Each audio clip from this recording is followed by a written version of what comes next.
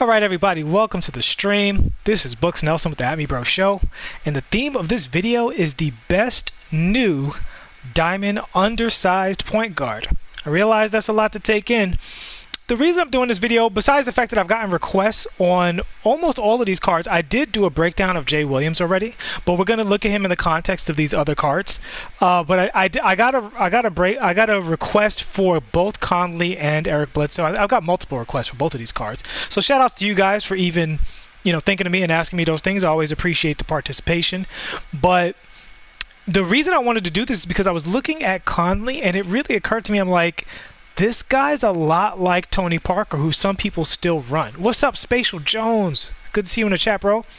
And this Eric Bledsoe, I've seen people put in some work with this card. I think this card might be a little bit slept on. So we're going to first break down their basics, and then we're going to go look at their animations. So let's look at Bledsoe. And the other thing is, for people, there are still a lot of people who are still getting into this mode. Some of them are friends of mine. Some of these might be really good cards for you. So let's look at Bledsoe first. So the standout about Bledsoe is that he's such a tremendous athlete and such a great defender. So let's look at those defensive badges first. So we see he has Hall of Fame quick first step. I think all of these guys may have that. He's got the dimer, he's got the clamps, but he's got that Hall of Fame Intimidator. So if you guys don't know, I believe it's 2K Lab or NBA Toots. I forgot which one of them might have done it. I think it's NBA Toots, actually. They recently did a video on Intimidator showing that it has a greater effect the shorter you are. So these short cards with Intimidator it's just tremendous for them, right? So that's his main thing, is that Hall of Fame Intimidator. So do any of these other cards have that? We're first going to look at this from a defensive standpoint. We're going to compare the basics first. The defense is because they're all going to be fast. They all can shoot, but we'll look at the defense, we'll look at the shooting, and we'll look at the dunking. All right? So Conley, in his prime, a great defensive player. We see that Hall of Fame range extender and quick draw, Hall of Fame clamps, and Hall of Fame Intimidator as well. Vleet, another good defensive point guard, has made some phenomenal plays in the finals. Really, really underrated player. People wonder why Toronto is so good. They got this guy. Okay, he has Gold Intimidator. And Jay Williams, another really, really great athlete in this game. He was a pretty great athlete before he went down on a motorcycle accident in real life as well. Not elite, but a really good athlete. He was quick. He could jump. And okay, so Jay Williams looks like the loser in the defensive category, as he has no Intimidator. The other guys both have Intimidator. All right, so we're going to look at the dunking, and then we'll look at the shooting at the same time. So the shooting dunking ratio for Bledsoe is 89 and 95. And for Conley, it is 92 and a surprising 80. Only 9 points behind Bledsoe. I wouldn't put a shoe on a guard this short, but if you had a shoe lying around, a dunk shoe will go a long way, because with the right coach, he's going to get contact dunks. I'm curious what package he has with those. Vleet, oh my God, if he can dunk, I'd be surprised. Yeah, he can't dunk, so he's the big loser in the dunking category. And Jay Will with a 95. So right now, Bledsoe is the best combination of defense, dunking, and shooting, whereas we didn't look at Vleet's shooting. 93 for Vleet with the shooting. I believe it was a 92 for Conley, and a 94 for Jay Williams. So while Jay Williams was the loser in the defensive categories, he was the winner offensively. And the last thing we're going to look at is the lateral quickness and strength rating. So 55 strength for Bledsoe and a 96 lateral quickness. And we've got a 40 strength for Conley with a 96 lateral quickness. Now, it's worth noting that Vleet is the shortest of the group. Also probably my favorite. 42 strength for Conley, not super great. And a 70 strength for Jay Williams. So here's the interesting thing. While he doesn't have Intimidator, he has this astronomical strength rating. That is super high for a point guard. Super high. That might allow him to play a lot better defense than you might think. If only a 48 interior defense, unfortunately. All right, so we're going to take these guys in a freestyle and see who has the best animations. So since this is a 4-card video, we're going to just look at the basic animations. We're going to look at their running behind the back and running between the legs and running crossover for each card. We're going to look at the hezi. We're going to look at the step back, and we're going to look at their size up combos, specifically the standing between the legs, which is the most important size up move in the game in terms of the regular size ups.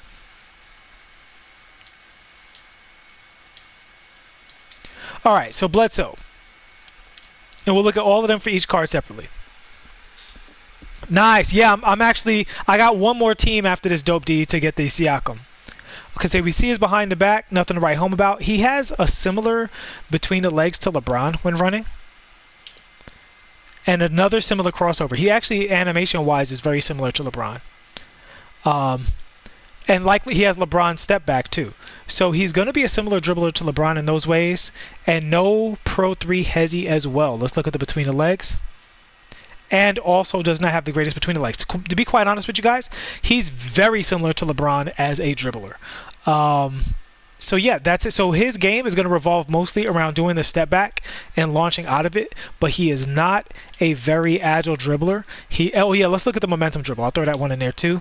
And he doesn't have the fastest momentum. He has the double bounce momentum, which is okay, but definitely not the fastest. So a dribbling grade, I would have to give him so far. I'm going to say he's probably going to wind up in 4th place, but let's see what everybody else is doing. So we're looking at Conley now. And then we'll close it out looking at the dunk packages, and we'll look at the jumpers. Same kind of between the legs, same behind the back. Nothing special. Let's see the crossover.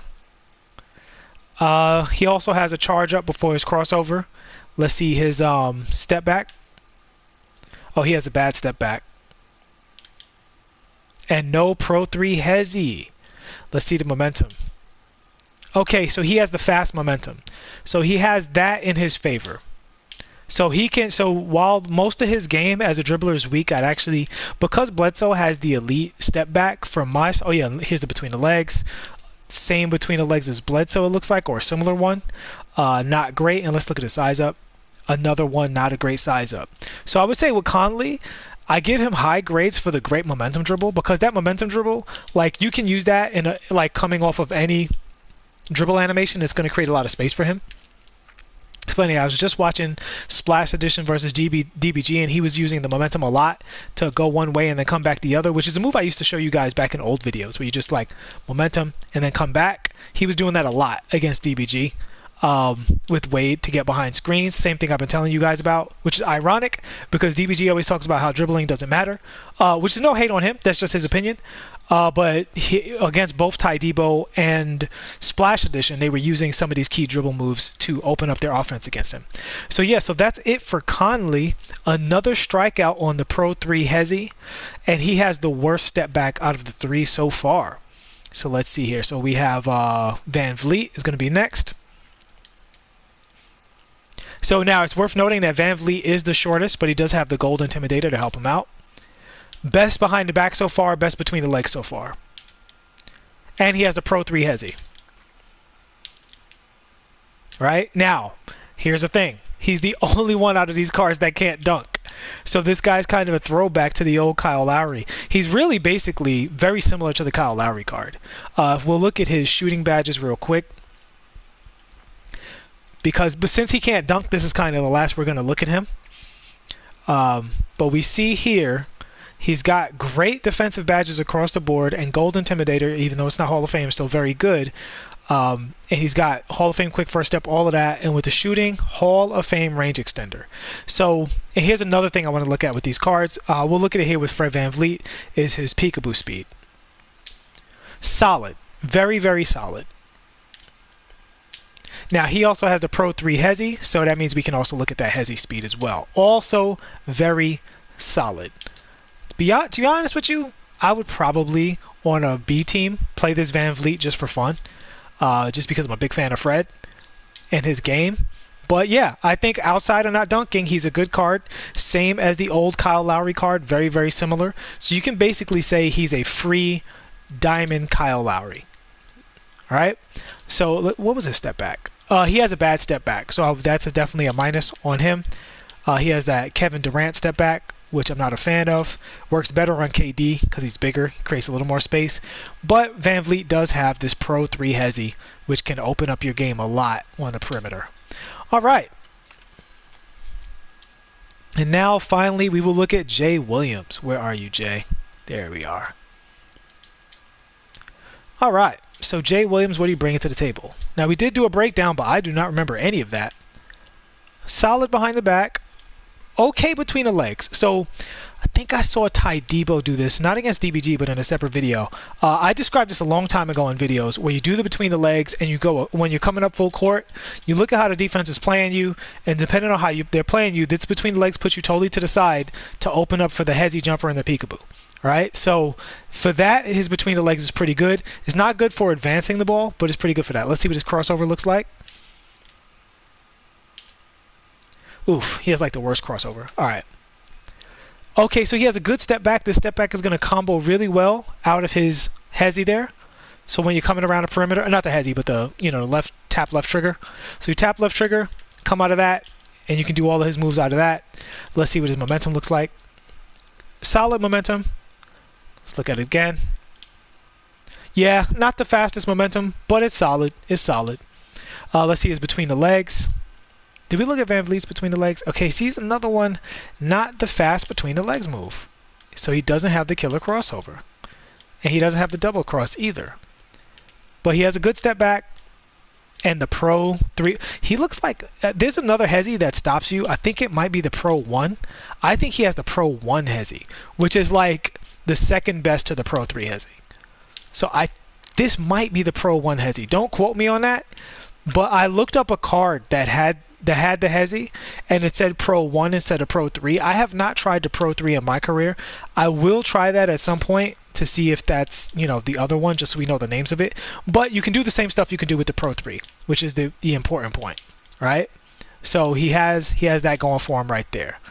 So I would put him, out of the 3 cards, honestly, this Jay Williams is probably the best offensive card out of the 3. He's got a solid step back that if you combo out of the right move, it's going to combo well. Probably out of the momentum too. There's a little hesitation before he combos into it, but it does give him a lot of space, which is good. So he has that good. So he has that dribble both ways. Yeah. So he has a nice hesitation going both ways that'll allow you to crab people. But unfortunately, not the best between the legs, but it's still solid. Not the worst thing in the world. Definitely is going to work for you behind screens, exploding out of screens like that. And he has a phenomenal dunk package, which is what we're going to get into right now. First, let's look at his peekaboo speed. There we go. Very, very fast on the peekaboo. And very fast on the hezzy jumper.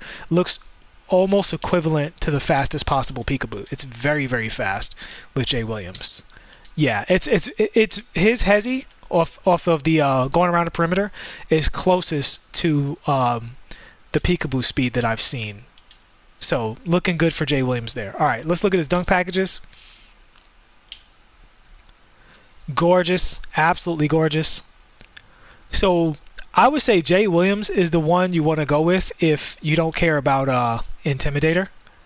Although you should care about Intimidator. Fred Van Vleet is the one you want to look at if you don't care about dunking.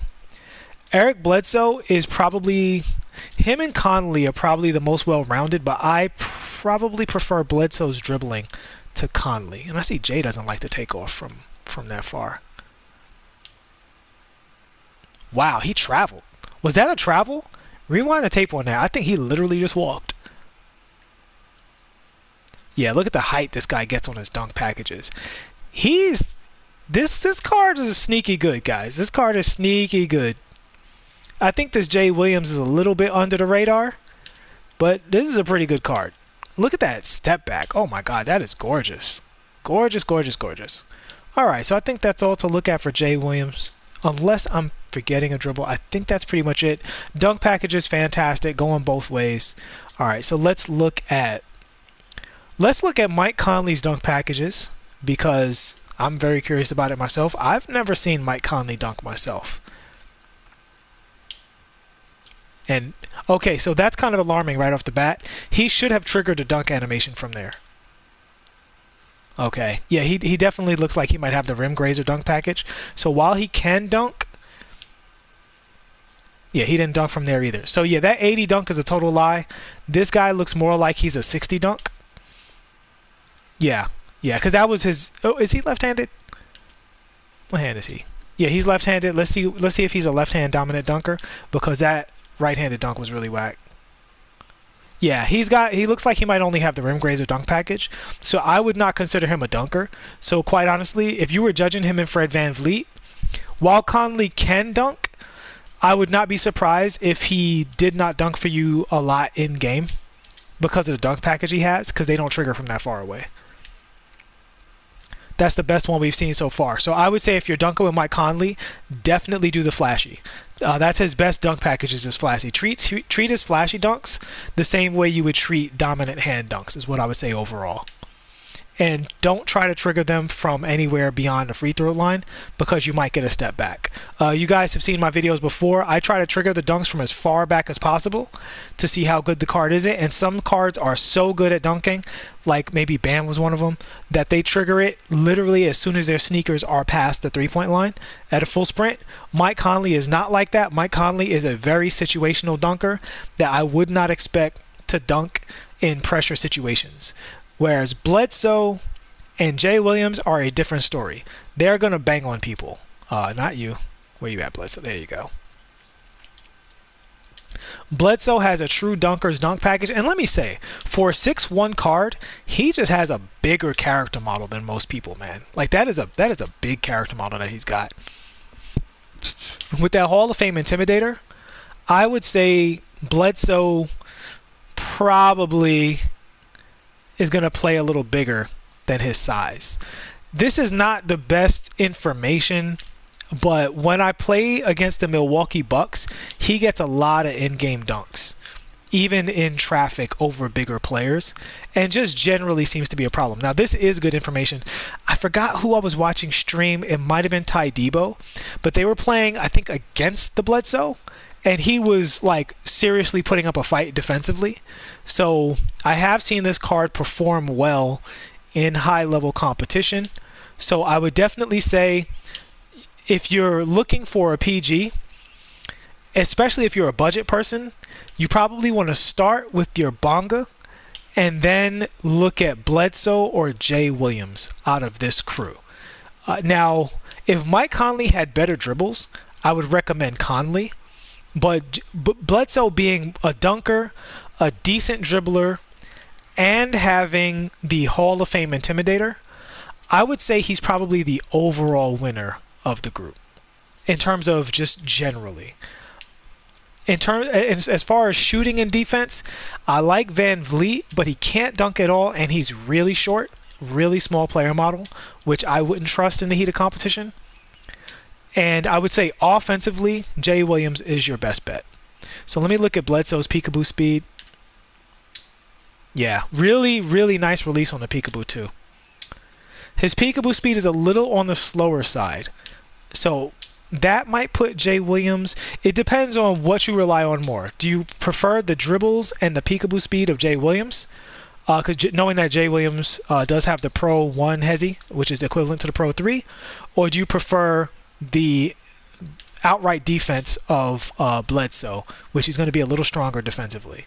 So that is going to pretty much do it for the miniature diamond point guard shootout. I think they're all solid cards. I'd be concerned about VanVleet's size and his lack of finishing, but I do love him as a shooter and an on-ball perimeter defender. Yo, thanks so much, Jay Goated. Appreciate that, man. But yo, huge appreciation for that.